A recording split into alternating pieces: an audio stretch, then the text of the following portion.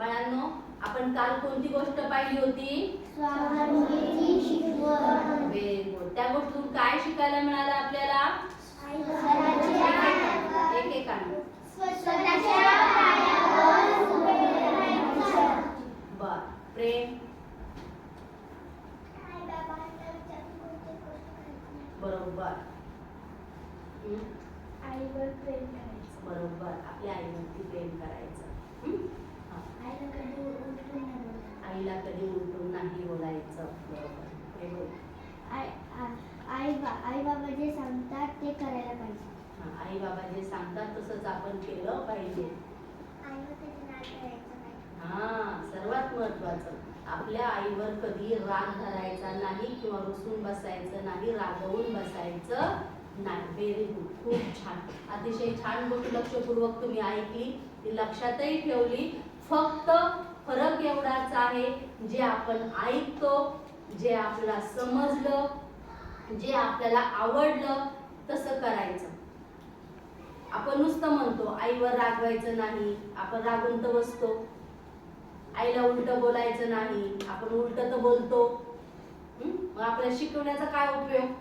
आपल्या समजायचा काय उपयोग? जे ज्या चांगल्या गोष्टी आपण शिकतो त्या सगळ्या गोष्टी आपण करायला हव्या, त्या केल्या पाहिजे. नुसतं बोलण्यासाठी नाही, किंवा मला किती छान जमतं, मी उत्तर दिलं की मॅडम मला शाबास म्हणतात म्हणून नाही. जे आपण बोलतो तसं आपण वागायला शिकलं पाहिजे. खूप छान. आपण आजच्या गोष्टीला सुरुवात करणार आहोत. आजची रात्र 18वी गोष्टीचं नाव आहे अळणी भाजी. राजा व राम नदीवर गेले होते. एका शिलाखंडावर दोघे बसले होते. राजा म्हणाला, राम, मला येथून जावेसेच वाटत नाही. येथील ही नदी, ही वनराजी, हे मोर सारे पाहून किती आनंद होतो, परंतु सर्वात मोठा आनंद तुमच्या संगतीचा. श्यामच्या गोष्टी ऐकाव्यास मिळतील, त्या मला फार आवडतात. राम म्हणाला, त्यांनी गोष्टी म्हणावे का प्रवचने म्हणावी, व्याख्याने म्हणावी का आठवणी म्हणाव्या, काही समजत नाही. ऐकताना आनंद होतो, स्फूर्ती येते. आता मित्रांच्या गप्पा चाललेल्या आहेत की मित्र म्हणतात की काय म्हणावं. श्याम गोष्टी सांगतो म्हणावं, श्याम प्रवचन देतो म्हणावं, श्यामचं व्याख्यान आहे म्हणावं, की श्यामच्या आठवणी आहेत असं म्हणावं.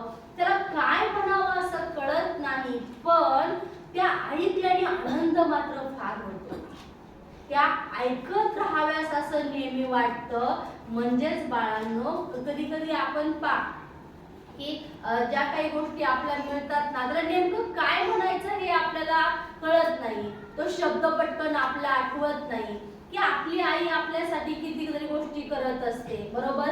आपले वडील आपल्यासाठी कितीतरी गोष्टी करत असतात. आपल्याला पटकन त्यांना थँक्यू नाही म्हणता येत, आपल्याला पटकन त्यांना त्यांचे आभार म्हणता येत नाही. पण ते केल्यामुळे आपलं फार छान वाटलेलं असतं, बरोबर ना. म्हणजे आई, आपण शाळेतून घरी गेल्या आपलं प्रचंड भूक लागलेली असते, पण आपण मला खायला दे म्हणायच्या आधीच आई आपल्या मनातलं ओळखून घेते आणि आई आपल्याला खाऊ देते, हो ना. पण आपला आनंद फार होतो, कारण आपल्याला भूक पण लागलेली आहे आणि आपल्या आईनं आपल्या आवडीचं केलेलं आहे, हे आपला पाहून आनंद होतो. पण नेमकं आईने नेमकं काय केलंय की आईला आपण थँक्यू म्हणायला पाहिजे का, हे आपल्या डोक्यामध्ये पटकन येत नाही. आपल्याला फक्त आनंद महत्वाचा असतो. अगदी तसंच आहे की प्रत्येक गोष्टीतला फक्त आनंद महत्वाचा आहे बाळांनो. जो आनंद तुम्हाला मिळावासा वाटतो तो आनंद आपण इतरांना द्यायला शिकलं पाहिजे. ज्या गोष्टी आपल्याला अपेक्षा वाटते, माझ्यासाठी आईने असं करावं, ताईने असं करावं, वडिलांनी असं करावं, मग त्या गोष्टी आपण सुद्धा करायला शिकलं पाहिजे. ज्या गोष्टीमुळे फक्त आनंद निर्माण होतो, म्हणजे जसं आता आपला मगाशी विषय झाला की आपण घरी गेल्या सायंकाळची वेळ असते, हो, चहाची वेळ असते. म्हणजे आई आपल्याला खाऊ देते, कोणाची आई दूध देत असेल, चहा देत असेल, चाय बिस्किट असेल किंवा अजून दुसरं काहीतरी असेल, त्यावेळेस आपण आईला विचारत नाही, आई तू चहा घेतलास का ग, आई तू चहा पिलीस का ग, आपण विचारत नाही. ह्या विचारण्यामध्ये एवढा आनंद आहे ना बाळांनो, एवढा आनंद आहे ना आईचा, की आईला चहा प्यायचीच गरज नाही. म्हणजे जसं तुम्ही आता खूप लहान आहात, खूप छोटे आहात, पण जेव्हा तुम्ही माझ्या एवढे होतात, माझ्यापेक्षा अजून मोठे होतात आणि त्यावेळेस जेव्हा तुम्ही आईला विचाराल ना, आई तू जेवलीस का, तुला काय हवंय का, तुझी तब्येत बरी आहे का, मी तुझे पाय चेपून देऊ का, आईला दुसरं काही लागत नाही बाळांनो. आईला तुम्ही काम करावं, तुम्ही पैसे आणून द्यावे किंवा आईला तुम्ही सारखं वस्तू आणून दिल्या पाहिजे, आईला तुमच्याकडून काही अपेक्षा नसते, ना आज ना उद्या ना इथून पुढे कधीही. कधीच आईला तुमच्याकडनं अपेक्षा असणार नाही. पण फक्त आईला वाटतं बाळाने माझ्या जवळ यावं, माझ्या शेजारी बसावं, माझ्याशी बोलावं, बस एवढंच अपेक्षित असतं. जसं आपण पाहिलं की तुम्ही आता पहिली, दुसरी, तिसरी, चौथीचे विद्यार्थी आहात, पण आता विषय झाल्याप्रमाणे की बालवाडीतलं मूल जसं पळत जाऊन जाऊन पटकन आईच्या मांडीवर बसेल, तसं तुम्ही बसत नाही. तुम्हाला लाज वाटते, आईच्या मांडीवर कसं बसायचं, है ना? आपण मोठे झालो, आता आपण मोठे झालो, आईच्या मांडीवर कसं बसायचं, आपण बसत नाही. का? आपण मोठे झालो, आपण स्वतःला समजतो मोठे झालो. पण आपण मोठे झालो तरी आई काय म्हणते, बाळा इकडे ये. आई बाळाच म्हणते ना अजून सुद्धा. म्हणजे आपण स्वतःला मोठे समजतो, पण आई आपल्याला मोठे समजत नाही. आईला असं वाटतं की माझं मूल, माझी मुलगी अजूनही लहान आहे. आई आपल्याशी त्याच प्रेमानं बोलते, तशाच आवाजामध्ये आपल्याशी आई बोलते, पण आपल्याला तर लाज वाटते आईची. का? आपण स्वतःला मोठे झालो असं समजतो. बाळांनो, एक लक्षात ठेवायचं, आपण आपल्या आई वडिलांपेक्षा कधीही मोठे होऊ शकत नाही, कधीच नाही. म्हणजे मी आता एवढी मोठी आहे तुमच्या समोर, मी आज एवढी मोठी तुम्हाला दिसते आहे, पण मी माझ्या आईसाठी मी अजून लहानच आहे. मी सुद्धा अजून कधी कधी जेव्हा माझी आई माझ्याकडे येते किंवा मी आईकडे जाते, मी सुद्धा माझ्या आई शेजारी बसते, आईच्या मांडीवर बसते, आईच्या मांडीवर डोकं ठेवून पडते. तो आनंद घेता आला पाहिजे. त्या आनंदानं, त्या दिलेल्या प्रेमानं आपल्या आईला खूप काही मिळून जातं. दुसरं तिला काहीच अपेक्षा नाही, पण आपण एखादी गोष्ट नाही दिली चटसरशी आपण शिवी देतो. काही काही मुलं तर आपल्या आईला नावानेच हाक मारतात, नावानेच बोलतात. जर आपली आजी आपल्यावरती जीव लावत असेल, आपली आजी आपली काळजी घेत असेल, तर आपल्याला आईची फिकीर पडलेली नसते. आपण आईला शिव्या देतो, उलटून बोलतो, कसंही म्हणतो, कसंही आईशी वागतो. तुला काय करायचंय, तुला काय समजतं, असं आपण विचारतो. किंवा आपण मोठे झालात ना, तुम्ही मोठे झालात ना, तुम्हाला असं वाटतं आईने मला विचारायचं नाही मी कुठे चाललोय, किंवा मी किती उशिरात्री मी किती उशिराने घरात आलो आईने मला विचारायचं नाही. आणि आई आपल्या प्रेमापोटी, आपल्या काळजीपोटी विचारत असते, बाळा तू कुठे चाललास, कधी येशील तू परत. आपल्यावरती प्रेम आहे, आपली काळजी वाटते, आपला काही त्रास होऊ नये, आपला काही दुखापत होऊ नये म्हणून आई विचारत असते. आणि आपला आईचा राग येते, काय करशील विचारते का मला, म्हणजे एवढं पळून जाणार आहे का. वाटतं ना असं तुम्हाला, वाटतं ना. आईचा आपल्याला राग येतो आणि आपण तो म्हणतो आईवर कधी रागू नये, आईवर कधी चिडू नये. पण नुसतं म्हणतो, म्हणण्यापेक्षा बाळांनो तशी कृती करायला सुरुवात करा. आपल्या आईची काळजी घ्यायला शिका, आपल्या वडिलांची काळजी घ्यायला शिका. कारण आपल्या आईने, आपल्या वडिलांनी त्यांच्याकडे नसताना ती वस्तू आपल्याला आणून दिली.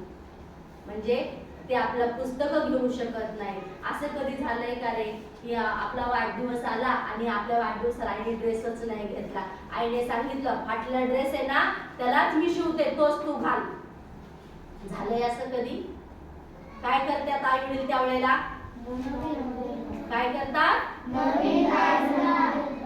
नुसतं ड्रेस आणतात का रे, अजून काय करतात, केक आणतात, ड्रेस आणतात. मग तो कपड्यावाला किंवा बेकरीवाला केक देताना आपल्या आई वडिलांना फुकट देतो का रे, घ्या घ्या ताई, तुमच्या मुलाचा वाढदिवस आहे, घ्या घेऊन जा. कपड्याचे पैसे नका देऊ, केकचे पैसे नका देऊ, चॉकलेटचे पैसे नका देऊ, असं म्हणतात का? पण मग ते पैसे कमवण्यासाठी आई वडिलांना किती कष्ट करावे लागतात. तुमच्या आई वडिलांना दुसऱ्याच्या घरी भांडी घासायला जावं लागतं, काहीच्या आई वडिलांना दुसऱ्याच्या शेतामध्ये काम करायला जावं लागतं. सकाळी लवकर जायचं, रात्री उशिरा यायचं, एवढी कामं करायची, दुपारी जेवायला सुद्धा मिळत नाही. पण ते असं म्हणत नाही की माझ्याकडे आता पैसे नाही, आपण तुझा वाढदिवस पुढच्या वर्षी साजरा करू, असं म्हणतात नाही. कारण तुमच्या आई वडिलांना तुमचा आनंद सर्वात मोठा असतो. तुमच्या चेहऱ्यावर हास्य आलं, तुम्हाला आनंद वाटला की त्यांना सगळं काही भरून मिळतं. आपण किती काम केलं, आपण किती कष्ट केलं हे ते विसरून सुद्धा जातात. मग तुम्ही आता लहान आहात, मग तुम्ही लहान असताना तुमचे आई वडील तुमच्या आनंदाचा विचार करतात की माझ्या बाळाला आनंद मिळाला पाहिजे, माझं बाळ हसलं राहिलं पाहिजे, दुःखी राहायला नको, त्याला हवी ती गोष्ट घेऊन देता आली पाहिजे. भले ठीक आहे, मला एक वेळचं जेवायला नसलं तरी चालेल, मग तुम्हाला एक ड्रेस नवीन घेताना आई स्वतःला एक नवीन साडी घेते, कोणाला घेते की? तुम्हाला एक ड्रेस घेते आणि आई स्वतःला पण एक नवीन साडी घेते नाही, आई घेत नाही. वडील लगेच स्वतःला एक पॅन्ट शर्ट नवीन घेतात नाही. ते आपल्या स्वतःला कधी घेत नाही, ते कोणाला घेतात? ते तुम्हाला घेतात. मग बाळांनो, मला सांगा बरं, तुमच्यापैकी तुम्ही मला सांगायचं की मॅडम, माझ्या वडील जे शर्टच्या आतून बनियन घालतात ना, तो एकदम नवीन कोरा आहे मॅडम. कोणाकोणाच्या वडिलांचा, मुलींच्या पण आणि मुलांच्या पण, कोणाकोणाच्या वडिलांचा बनियन एकदम नवीन कोरा आहे बाळांनो?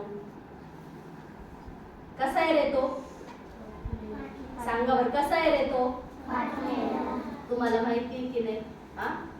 पण आपला बनियन फाटलेला असून ते आपल्याला बनियन घेतात का नवीन? नाही घेतले. तुम्हाला पण माहिती आहे आपल्या वडिलांचा बनियन फाटलेला आहे तरी ते स्वतःला घेत नाही, म्हणजे स्वतः फाटलेले कपडे घालतात. कुणाच्या वडिलांना एकदम नवीन कोरे शूज आहेत पायात घालायला रे. आहे काय त्यांच्या पायात घालायला? काय नवीन कोरी आहे? कशी आहे रे? फाटलेली, तिला एका ठिकाणी शिवलेली आहे की नाही? तुम्ही रोज पाहताय, तुम्हाला माहिती आहे सगळ्यांना. म्हणजे आपल्या आईच्या, आपल्या वडिलांच्या पायातली चप्पल कशी आहे? फाटलेली आहे.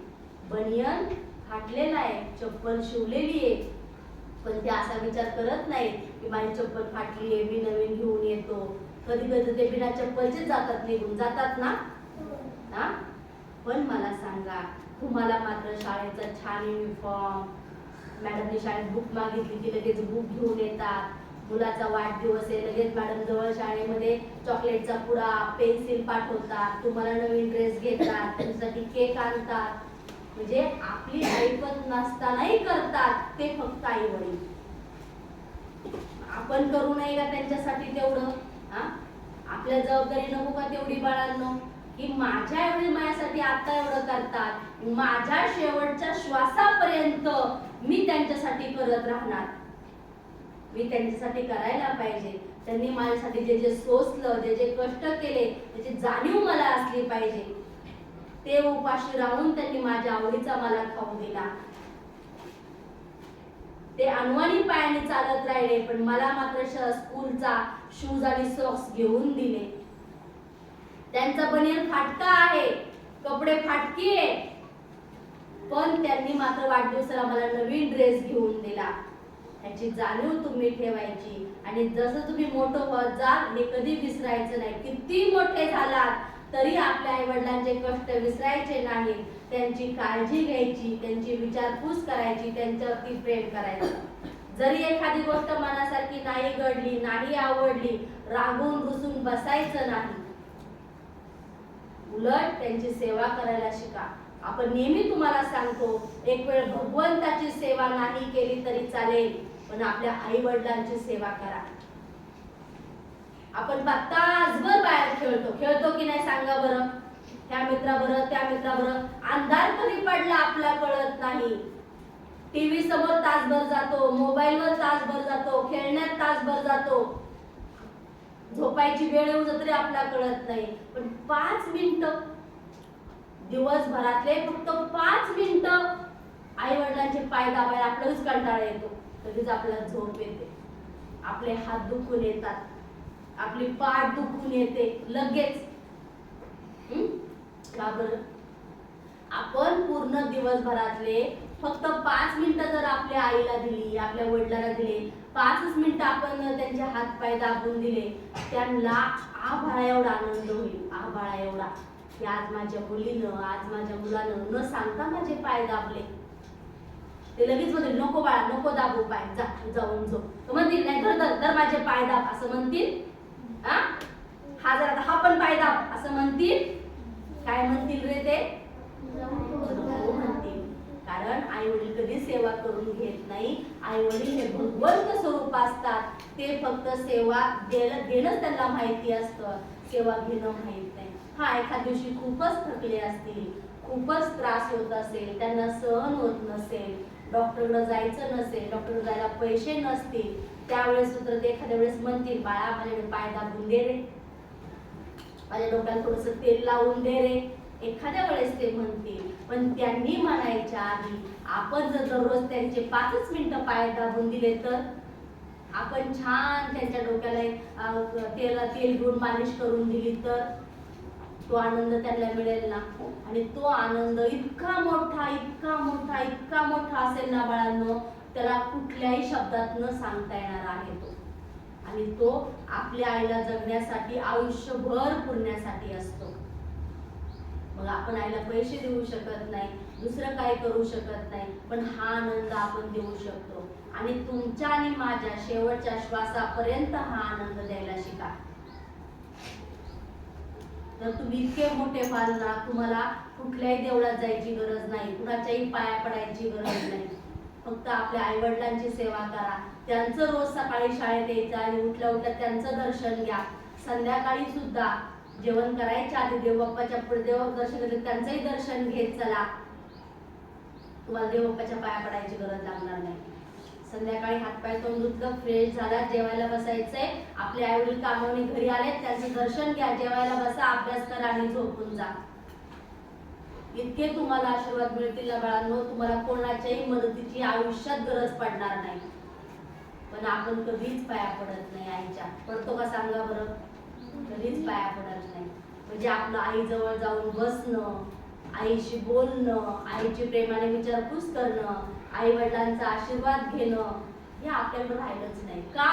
याचं कारण असे, मी खूप मोठी झाले, आई बघ तुझ्या एवढी झाले, मी बघ तुझी माझी हाईट एकसारखी होत आली, आता तुझ्या एवढी झाले मी, हे की नाही? वाटतं ना आपलं, आई बघ तुझ्या एवढा झालो मी. काय आई एवढाच बाकी आहे, बघ तुझ्या एवढा होणार आहे मी आता. म्हणजे आपल्याला असं वाटतं आपण आईपेक्षा मोठे हो, वडिलांपेक्षा मोठे हो. कायम लक्षात ठेवायचं, आपण आईपेक्षा आणि वडिलांपेक्षा कधीच मोठे होऊ शकत नाही. त्याच्यामुळे फक्त आपण त्यांची सेवा करू शकतो आणि सेवा करूनच आपण मोठे होऊ शकतो. म्हणजे आतापर्यंत म्हणजे एवढ्या ह्याच्यामध्ये किती भक्त देवाचे होऊन गेले असेल, पण फक्त भक्त पुंडलिकाचंच नाव घेतलं जातं. का? कारण त्यांनी देवाच्या आधी आई वडिलांची सेवा केली. आपण प्रत्येक गोष्टीत हे उदाहरण ऐकतो. मग आई वडिलांची सेवा करायची, आई वडिलांना विचारायचं, आईशी प्रेमाने वागायचं, आई सोबत 2 क्षण घालवायचे, आई सोबत जेवायला बसायचं, आई सोबत गप्पा मारायच्या. आज शाळेमध्ये दिवसभर काय काय झालं आपल्या आईशी बोलायचं, आईलाही विचारायचं, आई तू काय ग केलंस आज दिवसभर, काय काय केलं सांग बरं मला. जसं आई तुम्हाला विचारते, तुम्ही आईला विचारा. खूप खूप आनंद होईल बघा आईला. करून पहा, हे केल्याशिवाय तुम्हाला कळणार नाही. आणि उद्या मला आल्यावरती सांगा हा आनंद कोणी कोणी घेतला आणि हा आनंद कोणी कोणी तुमच्या आईला दिला. आता पुढे आपण जाऊया. ते चालले बघा, अरे पण कृत्रिमता असल्याशिवाय लोकांना आवडत नाही. पहा काय सांगतोय की तो काय म्हणतो, आजकालचे लोक कृत्रिमतेचे भोगते आहेत. सगळंच रुपये शुद्ध चांदीचा असेल तर बाजारात चालत नाही, त्यात थोडी अशुद्ध धातू मिसळावी लागते, तेव्हाच तो खण वाचतो व व्यवहारात चालतो. मित्र मित्र गप्पा मारताना म्हणतात ते काही प्रेम काही खरं खरं काही दाखवायची गरज नाही. सगळ्याच गोष्टी काही खऱ्या करायच्या नसतात, सगळ्या गोष्टी काही प्रामाणिक करायच्या नसतात. थोडंसं खोटं वागावं लागतं, खोटं बोलावं लागतं. या जगाच्या बाजारात टिकायचं ना, थोडीशी लबाडी आपल्याला करता आली पाहिजे. पुढे पा, माझ्या मनात एक विचार आहे, तुला सांगू, तू हसशील. राजाने विचारले, सांग. मी हसणार नाही, कोणाच्या खऱ्या भावनांना मी कधी हसत नाही, राम म्हणाला. कारण आपलं मन हे नेहमी भगवंताचं एक दुसरं घर आहे, ते नेहमी प्रसन्न असतं, नेहमी आनंददायी असतं.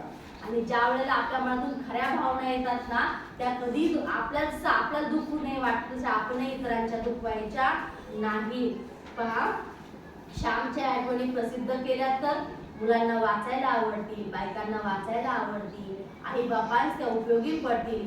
श्यामच्या सांगण्यात कोकणातील संस्कृती भरलेली आहे. या आठवणी म्हणजे एक सुंदर संस्कृतीचे वर्णनच आहे, नाही? राजने विचारले. म्हणजे तुम्ही मुलं सुद्धा किती विचार जर केला ना प्रामाणिकपणे, खूप काही कमाल करू शकता.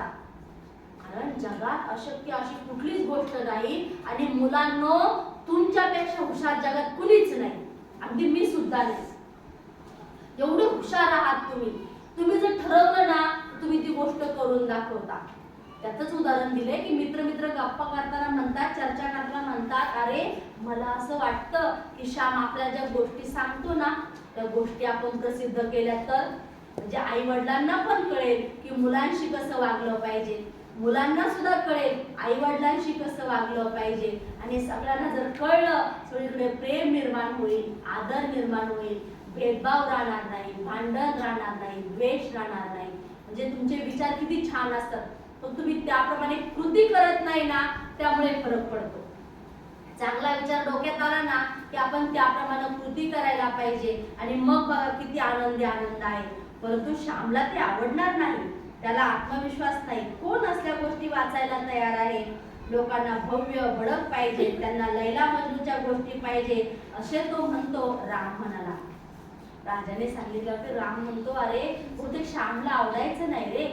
तर ह्या श्यामच्या गोष्टी, श्यामची आई कशी होती, श्यामची आई कशी वागली, श्याम कसा होता, श्याम कसा वागत होता, लहानपणीचा श्याम साने गुरुजी कसा झाला, हे ऐकायला लोकांना थोडं आवडेल, हे वाचायला लोकांना थोडं आवडेल, हे आवडणार नाही त्यांना. लोकांना सगळ्या कशा वेगवेगळ्या गोष्टी राजा राणीच्या ऐकायला आवडतात, लैला मजनूच्या गोष्टी ऐकायला आवडतात, प्रेमाच्या गोष्टी लोकांना ऐकायला आवडतात. ह्या गोष्टी लोकांना वाचायला ऐकायला आवडणार नाही, असं राम म्हणतो.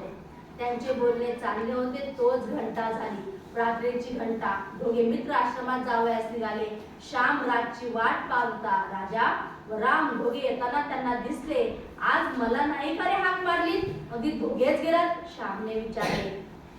तू वाचित होतास म्हणून नाही बोलावले. दिवसभर इतर काम असते, थोडा वेळ वाचित होतास तर अडथळा करू नये असे वाटले. राजा म्हणाला, अरे मला तरी कुठे फारसे वाचावयास आवडते.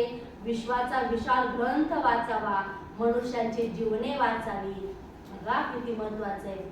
विश्वाचा विशाल ग्रंथ वाचावा, मनुष्यांची जीवने वाचावी, हृदये वाचावी, त्यातील सुख दुःखे जाणून घ्यावी.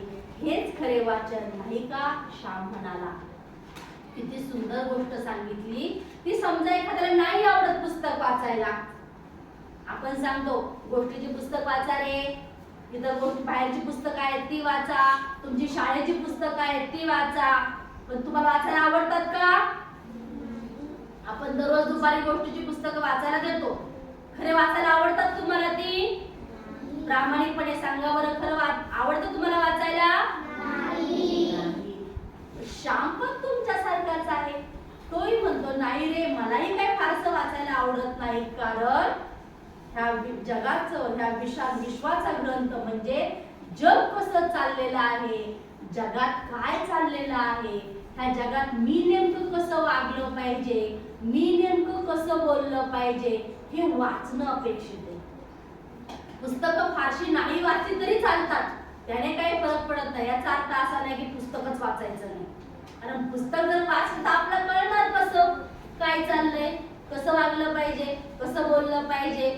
त्यामुळे पण श्याम म्हणतो पुस्तकाच्या यादी वाचावी की ह्या जगामध्ये असणाऱ्या माझ्या जवळच्या माणसांची, माझ्या आई वडिलांची, माझ्या बहीण भावांची, माझ्या मित्रमैत्रिणींचं हृदय मला वाचता आलं पाहिजे. हृदय वाचायचं म्हणजे नेमकं काय करायचं, माझे कुठल्या शब्दाने माझ्या मैत्रिणीचं हृदय दुखावलं जाईल, तिला वाईट वाटेल, मी कसं वागलं तर माझ्या आईला वाईट वाटेल, माझ्या वडिलांना वाईट वाटेल, माझ्या कोणत्या गोष्टीमुळे माझ्या आई वडिलांना अपमान झाल्यासारखा वाटेल. म्हणजे मी जर शाळेतून एखादी वस्तू चोरून आणली तर माझ्या आई सांगतील अभिमानानं हे माझ्या मुलांनी आणलंय बरं का, असं वाटेल. काय वाटेल त्यांना? बोला की काय वाटेल? बरोबर, त्यांना वाईट वाटेल, त्यांना अपमान झाल्यासारखं वाटेल, त्यांना मानी असं वाटणार नाही. मग हा विचार करायचा, हे मन वाचायला शिकायचं. माझ्या कोणत्या गोष्टीमुळे माझ्या आईला दुःख होणार नाही, माझ्या वडिलांना दुःख होणार नाही, माझ्या कोणत्या गोष्टीमुळे माझ्या आईला आनंद होईल, माझ्या वडिलांना आनंद होईल, माझ्या मित्रमैत्रिणींना आनंद होईल, माझ्या सहकाऱ्यांना आनंद होईल. एकमेकांची मने वाचता येणं, एकमेकांची हृदय वाचता येणं, एकमेकांची सुखदुःख वाचता येणं हे खूप मोठं आहे बाळांनो. आणि जर तुम्हाला एकमेकांची सुखदुःख वाचता आली म्हणजे काय, की आपल्या आईला कुठल्या गोष्टीत दुःख झालंय, आपली मैत्रीण का दुःखी आहे, आपल्या वडिलांना का दुःख झालंय, हे जर तुम्हाला उमगायला लागलं, हे जर तुम्हाला समजायला लागलं ना बाळांनो, तुमच्यासारखा वाचक ह्या जगात शोधून सापडणार नाही. म्हणून पुस्तकं तर आपण वाचूयात, पण पुस्तकाबरोबर एकमेकांची मनं आपण वाचूयात, एकमेकांचं हृदय समजून घेऊ, एकमेकांची सुखदुःख आपण जाणून घेऊयात. आणि श्याम पुढे म्हणतो, श्याम तू भरपूर वाचले आहेस म्हणून असे म्हणतो, सृष्टीचा ग्रंथ वाचावयास शिकावे लागते. शेतकऱ्याच्या आनंदाचे कवी वर्णन करतात, परंतु शेतकऱ्यास तो उपभोग घेता येत नाही, कारण त्याला ती दृष्टी नसते. राजा म्हणाला, इतक्यात दुसरी घंटा झाली, सारे प्रार्थनेला बसले. प्रार्थना संपली व नेहमीप्रमाणे श्यामने आठवण सांगण्यास सुरुवात केली. मित्रांनो, प्रत्यक्ष उदाहरणाने जे शिक्षण मिळते ते शेकडो व्याख्याने ऐकून किंवा अनेक ग्रंथ वाचूनही मिळत नाही. कृती ही मुकेपणानं बोलते, शब्दाहूनही हे मुके परिणामकारक असतात. म्हणून आपण आधीच सांगितलं की जे बोलतो तसं आपलं वागता आलं पाहिजे, जे समजलंय तशी कृती आपल्या करता आली पाहिजे, कारण आपली होणारी कृती सगळं काही सांगून जाते. म्हणजे आपल्याकडे जर एखादे कोणी पाहुणे आले आणि आपण जर त्यांना नमस्कार केला तर त्यांना वेगळं सांगावं लागत नाही, माझं बाळ खूप छान आहे, माझ्या बाळावर खूप छान संस्कार आहे, माझे बाळ खूप नम्र आहे, खूप हुशार आहे, सांगावं लागेल का? नाही. तुमच्या एका कृतीमुळे त्यांना सगळं कळून गेलं की तुमच्यामध्ये कोणते चांगले गुण आहेत आणि कोणते वाईट गुण आहेत. म्हणून कृती सगळ्यात श्रेष्ठ आहे. म्हणजे आधी बोलावे आणि मग सांगावे. आपण नुसतं सांगत राहायचं नाही, असं करा तसं करा. आता मी तुम्हाला म्हटलं बाळांनो, आईची काळजी घ्या, आईवर प्रेम करा, सगळ्यांनी प्रेमाने वागा, आणि मी तसं करत नसेल तर तो सांगण्याचा अधिकार मला नाही, ते मी सांगू तुम्हाला शकत नाही. जेव्हा आपण करतो तीच गोष्ट आपण इतरांना सांगितली पाहिजे, आणि आपण करतो तीच गोष्ट खूप मोलाची आणि महत्त्वाची आहे बाळांनो. पुढे पहा, कसे जेवावे याची सुद्धा आपल्याकडे संस्कृती आहे. माझे वडील नेहमी सांगावयाचे. श्यामने सुरुवात केली, आपल्या पानाकडे पाहून जेवावे. बघा, आता तुम्ही कसं जेवता तुम्ही तुमचा विचार करायचा. आता श्यामने कसं जेवावं त्याविषयी सांगितले, नीट ऐका. आपण आपल्या पानाकडे पाहून पान म्हणजे त्यावेळेस पानावर जे आता आपण ताट म्हणू शकतो. पानावर वस्तू असता मागू नये, येईल तेव्हा घ्यावे. पंक्तीत सर्वांना वाढायला आणतील तेव्हा आपणासही मिळेल, हावरेपणा करू नये. शीत पानाच्या खाली सांडू नये, पानात काही टाकू नये, पानातील पदार्थावर टीका करू नये, पानात गुंतवळ किंवा काही सापडले तर निमूटपणे काढावे. म्हणजे आई बघ ना, आज भातात केस निघाला, आज जेवताना मला खडाच लागला. तेव्हा श्याम सांगतो, असं न म्हणता आपल्याला दिसतंय ना, निघालंय ना, निमूटपणे काढावं आणि ते साईडला ठेवावं. आपल्या ताटामधलं अन्न शिल्लक राहणार नाही, ते अन्न वायाला जाणार नाही, आणि आपल्या ताटामध्ये असतानाच आपण ते मागून घेणार नाही. म्हणजे आपल्या ताटामध्ये भात शिल्लक आहे तरी आपण मला भात वाढ का, भात संपेल आपल्याला असं वाटतं. किंवा आपण एखादी वस्तू शाळेत वाटताना मला द्या, आपल्या हातामध्ये आहे तरी मला द्या असं करतो. हा हावरेपणा करणं चांगलं नाही. पुढे श्याम सांगतो की वाच्यता करू नये, दुसऱ्यास वर करून दाखवू नये, कारण दुसऱ्यांना किळस येते. म्हणजे आपल्याला काढून केस निघाला, बघ हा केस, काही गरज आहे का दाखवायची? निघाला तो काढायचा, साईडला ठेवायचा आणि आपलं जेवण व्यवस्थित करायचं. अन्नाला कधी नावं ठेवायची नाही. विषारी वस्तू सापडली तर मात्र सांगावे. श्याम म्हणतो जर एखादं समजा तुरळ किडा पडलेला आपला जर सापडला असेल तर जरूर आपण आईला आठवणीने सांगितला पाहिजे. नाहीतर असं सांगितलंय काही सांगायचं नाही, गुपचूप खाऊन घ्यायचं, असं करायचं नाही. म्हणजे कोणत्या गोष्टी गपचूप काढाव्यात आणि कोणत्या गोष्टी आपल्या आईला सांगाव्यात याचं आपलं भान असलं पाहिजे. पान कसे लख्ख स्वच्छ करावे या सांगण्याप्रमाणे वडील स्वतः वागत असत. मी अनेकांना जेवताना पाहिले, परंतु माझ्या वडिलांचे जेवण झाल्यावर ताट जितके स्वच्छ व निर्मळ दिसे तसे मी कोठेही पाहिले नाही. त्या ताटात कोणी जेवले आहे की नाही हे समजण्यासही मारामार पडे. त्यांच्या ताटाबाहेर एक शीतकणही पडलेला दिसावयाचा नाही. माझ्या पानावर जर ते दिसली तर रागवत व म्हणत मथुरीचे कोंबडे जेवेल इतकीशी ते सांडली आहेस, कर गोळा सारी, अमुक वाईट असेच झाले, याला चव नाही वगैरे ते कधीही बोलत नसत. त्यांना सारेच गोड लागे. त्यांचा एक शब्द ठरलेला असे, राजमान्य. त्यांना कोणी विचारावे भाजी कशी झाली आहे, त्यांचे उत्तर ठरलेले असायचे, राजमान्य. जेवणाची कोणती खोडी त्यांना माहित होती. म्हणजे श्यामचे वडील जसे बोलत होते तसे ते वागत होते. जेवण कसंही असू द्या, कसंही झालं तरी ते म्हणायचे अतिशय सुंदर झाले. ते असं म्हणायचे नाही तिखटच झालं, आवडलंच नाही मला, भेंडीच नको मला, वांगच नको मला, कारलंच नको मला, भोपळाच नको मला. तुम्ही करता ना असं, चपातीच पाहिजे मला, भाकरी नकोच मला, आज भाकरी नको, चपाती नको, वरण भातच पाहिजे मला.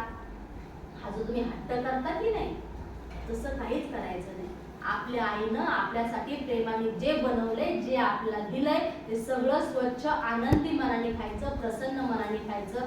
कधी आईने केलेलं नावं ठेवायची नाही. एके दिवशीची गोष्ट माझ्या चांगली ध्यानात राहिली आहे. रोज वडील घराच्या देवाची पूजा करून देवळात गेले म्हणजे आम्ही पाट पाणी घ्यावयास लागत असू. भाताशिवाय सर्व वाढून तयार ठेवत असू. आई भाऊ आले भात उकर. वडील देवळातून येताना गणपतीचे तीर्थ आले ते आम्ही घेतले म्हणजे जेवण सुरू होईल. त्या दिवशी आम्ही जेवावयास बसलो. आईने रताळीच्या पाल्यांची भाजी केली होती. माझ्या आईला कसलीही भाजी करावयास येत असे. भोपळ्याचा पाला, भेंडीचा कोवळा पाला, सर्वांची ती भाजी करी. ती म्हणावयाची. तिखट मीठ व तेलाची फोडणी दिली की सारे गोड लागते आणि खरंच गोड लागे. ती करी ते सारेच गोड लागे. जणू तिच्या हातात पाक देवताच होती. केलेल्या पदार्थात हृदयातील सारी गोडी ओतून ती पदार्थ तयार करीत असे. माधुर्याचा सागर सर्वांच्या हृदयात ठेवलेलाच आहे. परंतु त्या दिवशी मज्जा आली. भाजी झाली होती मुळी अळणी. भाजीत मीठ घालायला आई विसरली होती. कामाच्या भरात राहून गेले घालावयाचे, परंतु वडील बोलत ना म्हणून आम्ही कोणी बोललो नाही. वडिलांचा संयम मात्र दांडगा. जणू आस्वाद रवतच ते चालवीत होते. आईने भाजी वाढावयास आणली म्हणजे म्हणावयाचे, काय भाकरी झाली आहे भाजी. पानातील मीठही त्यांनी भाजीला लावले नाही किंवा जास्त मागितले नाही, कारण आईला संशय आला असता. वडील भाजी खात होते म्हणून आम्ही थोडी खात होतो. आम्हीही मीठ मागितले नाही. श्याम सांगतो, माझी आई स्वयंपाक अतिशय सुंदर करायची. कशाचीही भाजी करायची, कुठल्याही पानाची भाजी करायची, कुठल्याही फळाची भाजी करायची, पण ती भाजी करायची ना अतिशय सुंदर करायची. पण एक दिवस मात्र मज्जा आली. माझी आई भाजीमध्ये मीठच टाकायला विसरली. पण माझ्या वडिलांनी आई जरी भाजीमध्ये मीठ असलं तरी सुद्धा आई पानामध्ये मीठ वाढायची. पण भाजीमध्ये अजिबात मीठ नव्हतं तरी वडिलांनी मीठ घेतलं नाही. ताटामध्ये मीठ दिलं होतं तरी त्यांनी भाजीमध्ये मीठ टाकून घेतलं नाही, कारण आईला संशय आला असता की आपण भाजीत मीठ टाकलंच नाही वाटतं. त्यामुळे वडिलांनी ती अळणीच भाजी खाऊन घेतली. आता वडील खातात ते, त्यामुळे श्याम आणि श्यामचा भाऊ त्यांनी सुद्धा अळणीच भाजी खायला सुरुवात केली. ते म्हटले नाही की भाजीत आज मीठ नाहीये, भाजी चांगली झाली नाही, म्हटले सुद्धा नाही. त्यांनी अळणीच भाजी खायला सुरुवात केली. पहा,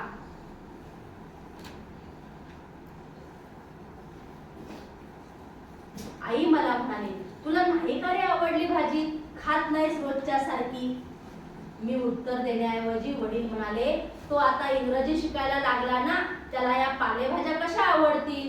मी म्हटले, असे नाही काही, इंग्रजी शिकून मी वाईट होणार असेल तर शिकूच नका, मला कशाला शिकवता? वडील म्हणाले, अरे तुला राग यावा म्हणून म्हटले नाही हो, तू जरा रागवलास म्हणजे बरे वाटते.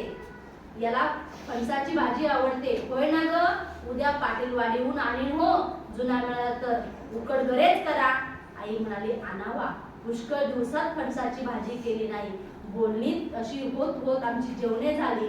वडील ओटीवर गेले व विष्णू सहस्रनाम म्हणत शतपावली करू लागले. शतपावली झाल्यावर जाणव्यासाठी जातीवर सूत कातीत बसले. खापराची जाती होती, प्रत्येकास सूत कातता आला पाहिजे असा दंडक होता. पसारा आटोपून आई जेवायला बसली. आता तोपर्यंत आई जेवलेली नव्हती. ती घास घेते व भाजी खाऊन बघते, तो भाजी अळणी, मीठ नाही मुळी ती. मी जवळच होतो. श्याम म्हणतो, जेव्हा आई जेवायला बसली ना, तेव्हा मी आईच्या जवळच बसून होतो. आईच्या लक्षात आलं, कारण त्यावेळेस मला आईने विचारलं, श्याम तू का जेवत नाही रोज सारखा, तुला आवडली नाही का रे आजची भाजी? त्यावेळेस श्यामने पटकन सांगू नये की आई, अगं भाजीत मीठच नाहीये आणि अळणी तू भाजी कशी खायची? म्हणून श्यामचे वडील पटकन त्यांनी बोलून दुसरा विषय काढला आणि सगळ्यांचे जेवण होईपर्यंत ते श्यामच्या आवडीचं बोलू लागले. पण भाजी अळणी झाली आहे हे मात्र त्यांनी आईला समजू दिलं नाही. जेव्हा आई स्वतः जेवायला बसली ना, तेव्हा आईच्या लक्षात आलं, भाजीत मीठच टाकलेलं नाही. आई म्हणाली, काय रे श्याम, भाजीत मीठ मुळीच नाही, तुम्ही कोणी बोलले नाही. श्याम सांगावे की नाही रे, अळणी कशी रे भाजी खाल्ली? मी म्हटले, भाऊ बोलले नाहीत म्हणून आम्ही बोललो नाही. म्हणजे किती आज्ञाधारक आहे श्याम. आपले स्वतःचे वडील काही बोलत नाहीयेत, काही म्हणत नाहीयेत, समोर आलेलं अन्न प्रेमाने खातायत, आपणही बोलायचं नाही. आईला वाईट वाटले, मिठाशिवाय भाजी खाल्ली रे साऱ्यांनी. ती म्हणाली, तुला रूप लागली. ती पुन्हा म्हणाली, तरीच तू खाल्ली नाहीस, नाहीतर तू बचकभर भाजी तूच खायचास.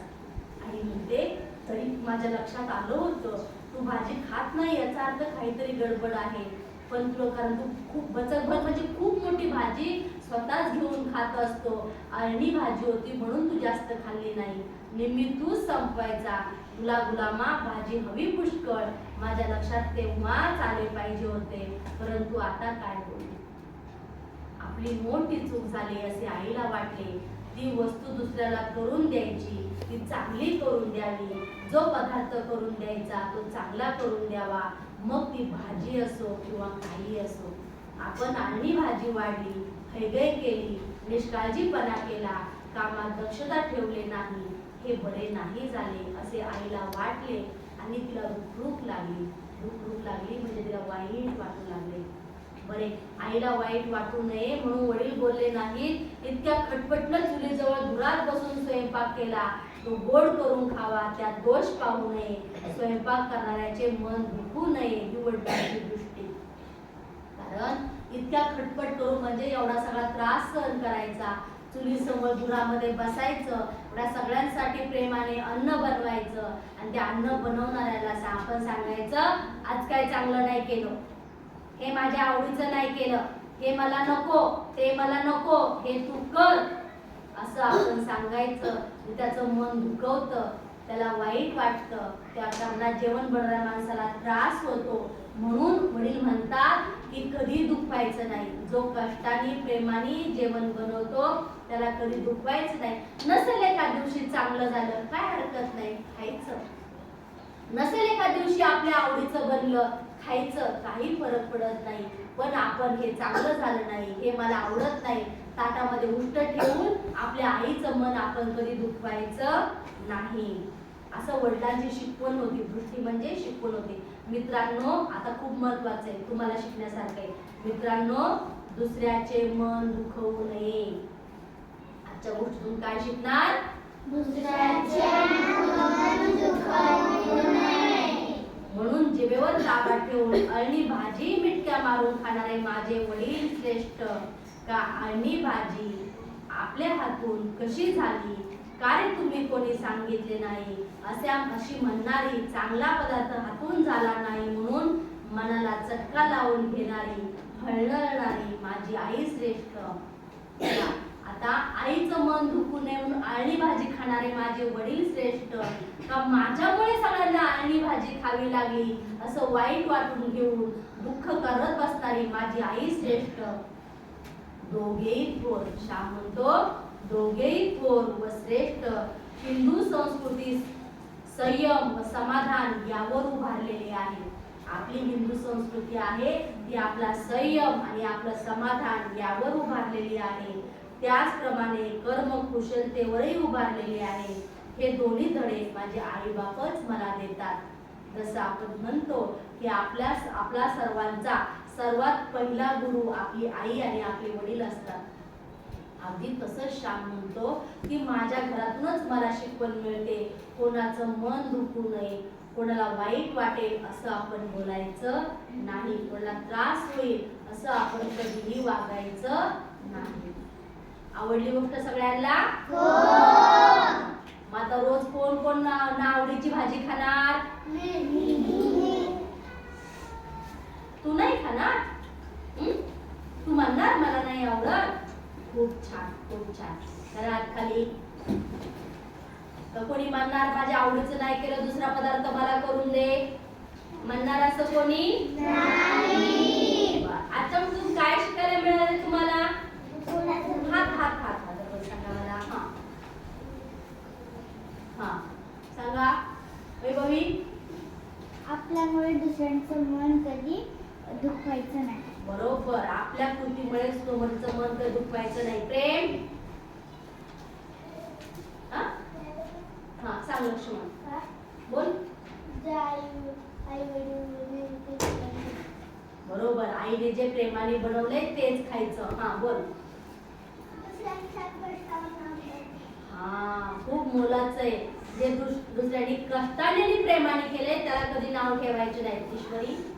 आई आपल्यासाठी कष्ट करते. बरोबर, आई आपल्यासाठी कष्ट करत असते, त्याचं आपण जाणून घेतलं पाहिजे, जाणीव ठेवली पाहिजे, कारण तेच शांतपण आणि छान आहे. हा खुशी. मम्मी नाही मीठ टाकलं तरी पण खायचं. बरोबर, चल चुकून एका दिवशी भाजी बिघडली, आवडीची नाही झाली तरी आपण खायची. हर्षदा.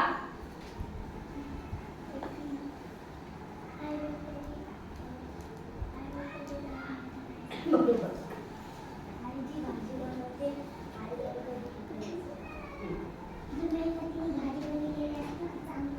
बरोबर, जे मेहनतीनं आणि प्रेमानं केलंय ते चांगलंच असतं, ते कधी वाईट नसतं, त्याला कधी नावं ठेवायची नाही.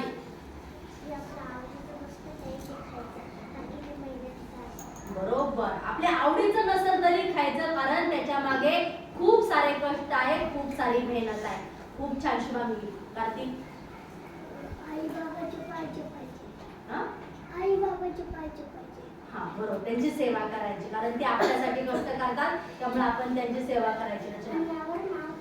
बरोबर, अन्नाला कधीही नावं ठेवू नये. खूप छान हुशार बाळ आहात तुम्ही. फक्त जे समजलंय, जे कळलंय त्याप्रमाणे वागायचं, त्याच्या विरुद्ध कधीही वागायचं नाही. तर आता ही गोष्ट आवडली ना सगळ्यांना? आता आपण पुढच्या गोष्टीमध्ये उद्या भेटूया. ठीक आहे?